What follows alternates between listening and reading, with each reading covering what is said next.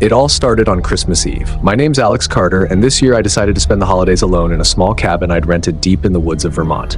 After a chaotic year, I wanted peace. No family drama, no noisy celebrations, just me, a fireplace, and a good book. By the time I arrived, the sun was already setting. The snow outside was pristine, untouched, and the world felt hushed. The cabin was cozy, just like the pictures online. Wooden beams, a crackling fireplace, and a small Christmas tree in the corner. But there was something off about it. When I opened the front door, I noticed footprints in the snow leading to the house. They weren't mine. They were too small, like a child's. I didn't think much of it. Maybe the caretaker's kid had come by to decorate the tree earlier. Still, a strange chill crept up my spine as I closed the door behind me. A few hours passed, and the cabin felt like home. I had the fire roaring, a cup of cocoa in hand, and Christmas music playing softly in the background. But then, at exactly 11:15 p.m., the music stopped. The record player's arm lifted on its own and returned to its starting position. I froze, staring at it. Power surge? No, the lights were fine. I stood up to inspect it when I heard something, soft tapping on the window behind me. Tap, tap, tap. My heart dropped. Slowly, I turned around. There was nothing there, just snow falling gently outside. Trying to shake it off, I closed the curtains. "You're just tired," I told myself, but the unease lingered. At midnight, I was brushing my teeth when I heard it again. Tap, tap, tap. This time it was louder. It came from the living room. I grabbed the closest thing I could find, a fire poker, and crept toward the sound. As I stepped into the room, the tapping stopped, but something else caught my attention. The Christmas tree lights were flickering, even though they'd been fine moments ago. That's when I noticed it.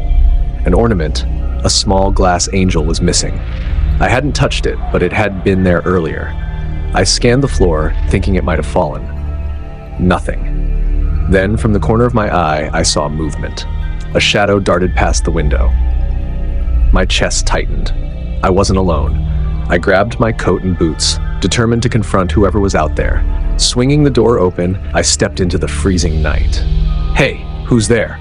I shouted, but my voice disappeared into the silent forest. And then I saw them. Footprints. Small, bare footprints in the snow, leading from the window and disappearing into the woods. Barefoot? In this weather? My breath fogged the air as I stared in disbelief. The prints didn't make sense. They were too deep for a child. Too heavy. Against my better judgment, I followed them. They led me to the edge of the forest where the trees were packed tightly together, their branches forming a canopy that blocked out the moonlight. The air was still. Too still. My guts screamed at me to turn back, but curiosity, or stupidity, kept me moving. The footprints ended at an old well. The stones were moss-covered, the wooden cover cracked and rotting. I peered inside, holding my phone flashlight over the edge. The beam barely reached the bottom, but I could swear I saw something move down there. A whisper floated up, faint and childlike.